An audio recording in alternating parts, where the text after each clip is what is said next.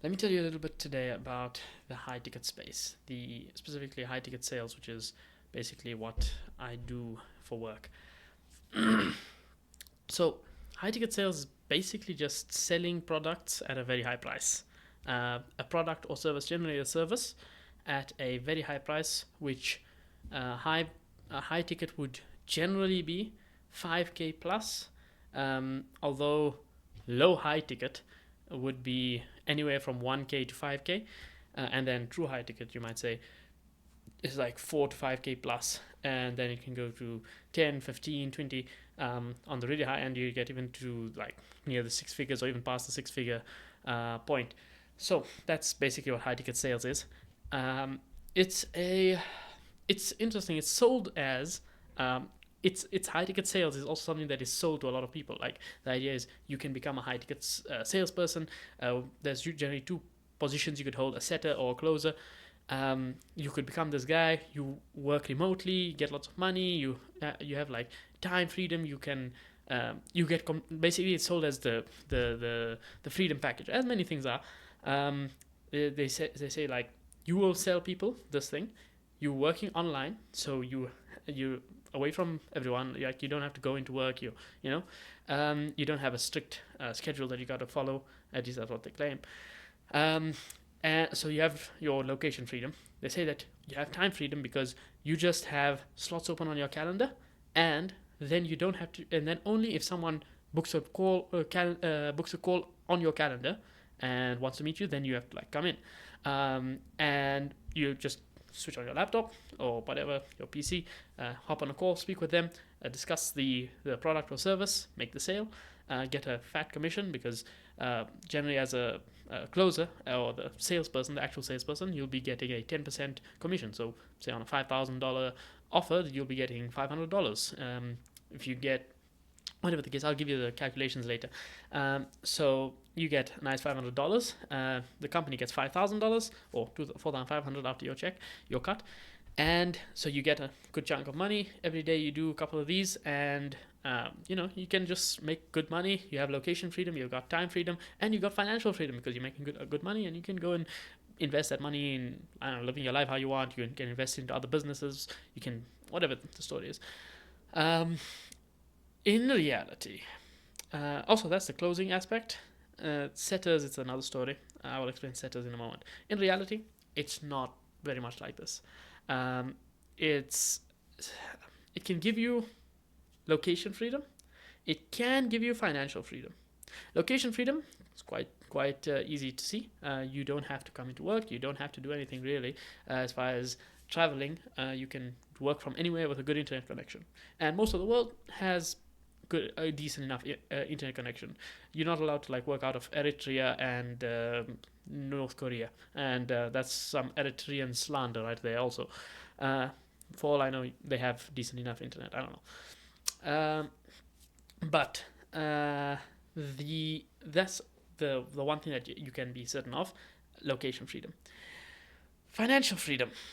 That is uh, that is very much mawquf. That is very much based upon or withheld upon whether you are good or not, because this job is completely commission based. What's one of the best things about it is that you get paid as a general rule for what you are bringing the business. You are getting paid for your value, not for your work, not for your time, which for the modern day is a very very good change of pace, in the sense that you feel proud of your work, you feel happy, that you are actually skilled at something. It's like you're getting paid for. It's not like a soulless. It can be somewhat soulless. Not gonna lie, but it's not like you're just. I don't know. You're not just. You are a cog in the machine in a sense because you're part of the sales process, but you're not an interchangeable part that they're paying you this amount every month and you just clock in, clock out. They're paying someone else. They'll just pay someone else. Even though they will. The funny fact is they will, but because you are paid based on your work, based on your actual performance, then you feel proud of your performance because okay, I literally there's like less of an imposter syndrome um, aspect to it, but that's also not entirely true, because a lot of salespeople do have imposter syndrome, and that's something that causes people to not perform as well, and then they don't have that financial freedom. The basic idea for an appointment setting is, when someone comes in, someone is interested in a certain product. Someone has a coaching service. They're gonna teach you how to become fit and jacked and everything, but they're gonna charge you like $2,000 or $3,000 to get coached and to achieve that outcome. But if they just say that on the front, practically no one's going to come in. It's going to be much lower. The traffic's going to be much lower, and the sales are going to be much lower. So what they've learned to do is that they keep I'm just giving you an example of fitness, but they do this in the main niches, I'd say, for high ticket is marketing. There's a lot of marketing that's in the high ticket space. There is fitness, that's also something. There's a lot of business coaching. There's different types of business coaching. Whether you're an accountant, there's people they will teach you how to be a good accountant, set up a good accounting business, get good business running with your accounting business, set up a plumbing business. They'll teach you how to, or they'll even help you set up a plumbing business, but then you got to pay them ahead of time, like $5,000 or whatever. And they will give you all the support and teach you how to set up everything. So that is like sort of BizOp. Or you might say early business coaching maybe, and then BizOp, that's B2B. So business to business, it's the more reliable and the more trustworthy type of high ticket sales. High ticket sales, you have, I need to like sit back so that I can do this. See, where's my hand gone? You should be able to see that. I have to like sit over here. That works out better actually. Yeah. So there's B2C and there's B2B. Now B2C is business to customer, and business to customer is, I'd say, much more shady. Not much more, but somewhat more shady. There's more scams, for one thing. There's more scams. Also in the trading space, the crypto space, there's a lot of those kind of deals. There's a lot of dating, high-ticket coaching. There's a lot in real estate. AI nowadays, there's a lot of AI high-ticket offers. The whole thing is, like almost any field you can find high-ticket offers. But you have these people that are selling these services, and if they just say outright, okay, this is going to cost you $2,000 or $3,000, then not going to get any sales. Or worse yet, $10,000, $15,000. No one's going to come through to that. So instead, they keep the price mujmal. They keep it under the radar, and then you go through an advertisement. Click on the advertisement, go through, and then you might be an appointment setter. All right, you'll speak with an appointment setter, and the appointment setter is what most of the time I've been doing. I've done some closing, which is the actual sales, but most of the time I've just been an appointment setter. Appointment setter, he basically just processes the lead. So as they come in, he calls them up. He's like, hey, you're interested in this product? Can I help you with anything? They qualify the person. So the appointment setter's job is to make sure that the people that get booked onto the calendar for the salesperson, they have the money, they have real intent. All right, they have the money, they have real intent. That way, the closer can quite easily just close the deal, have them sign off, the company gets money, the closer will get 10%, the setter will get 5%, as a general rule. So as the setter, you have to basically say, okay, how's it going? What's your issue? How did you find out about us? And you probe the person. You discover where they're coming from. Sometimes they'll just be like direct. They'll be very annoyed. They'll be like, hey, just tell me the price. I just want to know. And you have to then delicately avoid the price. And what a lot of companies do to help with this is that they have multiple offers. They have something that's at $15,000. They have something that's at $7,000, and then they have something at $1,000. So the setter can just be like, I don't know what exactly you're looking for, so I can't just say, oh, this is the price. It depends on what level of tuition you need, what level of coaching you need, what level of support and training you need, what level of your business is at, how much marketing we need, how much. Oh, you just look at the different levels that are possible, and you basically just waffle.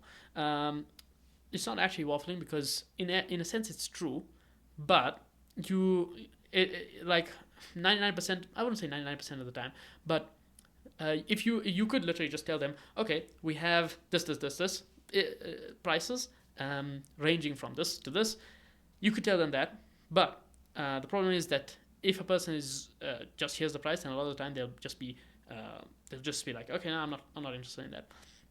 The idea that the company wants to do is, once we know that, okay, this person is serious, he does want to do this, he's not someone who's just like casually interested, and this person is qualified as financially, he has the money, then we can try and get that money out of him. So we'll send him on to the closer. The closer's job is to run a discovery. He'll find out the guy's whole life story if he needs to. He's just gonna discover, speak with the person, find out why is he looking for the service, and the person will generally touch on a pain. Why does he believe? He'll explain why he believes that this thing will help him. And the whole idea is that you don't want the closer explaining this. The closer must ask questions, and the prospect has to explain why he wants to get this product. And obviously, you have to be a good closer to do that properly, where the person ends up doing more talking than the closer, and so that he's pitching himself. A person believes what he's saying himself much more than what he's being told. So you hear from the person what his position is, why his life currently sucks, why his current situation is not ideal, and then you ask him, okay, and what do you plan on doing to fix that? And then he's saying, okay, I've got this, and say, okay, why are you interested in this here product or this here service? Do you think it will help you with this position? You find out also where he wants to go. It's like, okay, what's your goal? I want to hit this. I want to hit $10,000 every month. I want the company to hit this much every month. I want to have a good house, whatever. And then the closer will use that as as a goal point whenever he's discussing the sale. So when he comes down to the pitch, he'll say, okay, so you're saying you're currently in XX bad position, and you really want to get to YY good position. You'll mention the thing that the person himself said, but you've been facing a problem with Z, which he also discussed earlier. Here's what we provide, and here is how we solve Z, and we will be able to get you from X to Y. And then he pitches the product and explains the benefits and everything, and what you'll get through the product.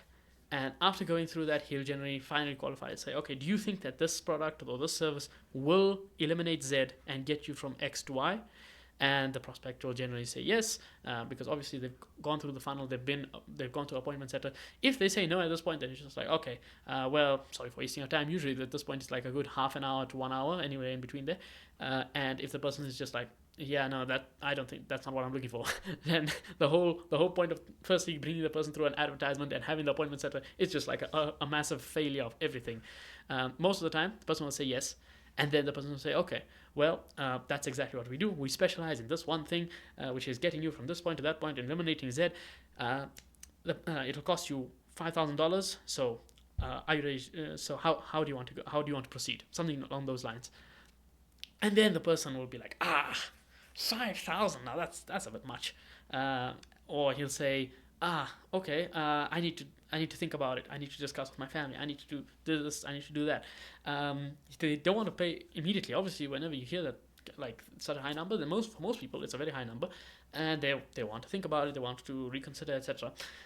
And the close rate, the sale rate, drops significantly if you let them get off the call and actually think about it, which is a bad thing, by the way. It means that they're almost being pressured into it. But if you look at good salespeople, the way they do it is it's very smooth, to the point where it's like, for example, they ask a person, okay, so what do you want to think about? The person will say, just think about if this product is right for me, etc. Or better yet, before asking, like you can see, I'm not a closer because I don't have the practice of this. So they'll ask, okay, no problem, you can think about it, but just to be clear, do you think this product will get you, or service will get you from X to Y? Is it the product that you need to think about, or is it the price? And then the person will say, most of the time, say, it's the price. The price is a bit high. So okay, no problem. So do you not think that you'll get a return on investment on the price, or do you think that you don't? You just literally not have the funds right? You'll find out, and then they'll dig on that. They'll handle the objections. The person will make all of these objections, theoretical objections. I need to discuss. I need to think about it. I need to whatever else. There's 7 different common objections.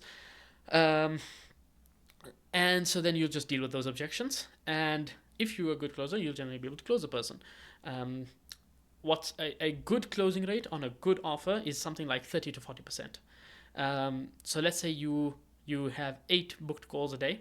You'll have maybe not half of them, but like 20% or 30% won't show up. So you'll end up having, let's say, 5 or 6 calls actually, and then of those, you'll have maybe a 30 or 40% close rate. So you'll have maybe 2 to 3 closes a day, which is not bad. You get $1,000 a month, a day, theoretically, as a good closer. You can hit, if you're getting booked out every day and you're staying at that 30 to 40% close rate, you're setting on a decent offer. Like I said, a 5K approximately the price. You'll be getting a good 30K per month. I mean, if you're working obviously throughout the week, even if you're not working weekends, you're still getting a good 20 to 25K. So it's a theoretically, financially, it's a very good position. As a setter, you'll be making half that. So let's say, if again you're hitting these numbers, you'll be getting between 10 to 15 on a very good offer if you are performing, if they are showing up and qualified properly, etc., etc. If the company is also good, there's a lot of companies that they don't deliver, and then it's just like a waste of time. So that is I've been talking for way too long. That is a breakdown of the high ticket space where I'm currently working, and I'm probably not going to be working for very long, considering that actually.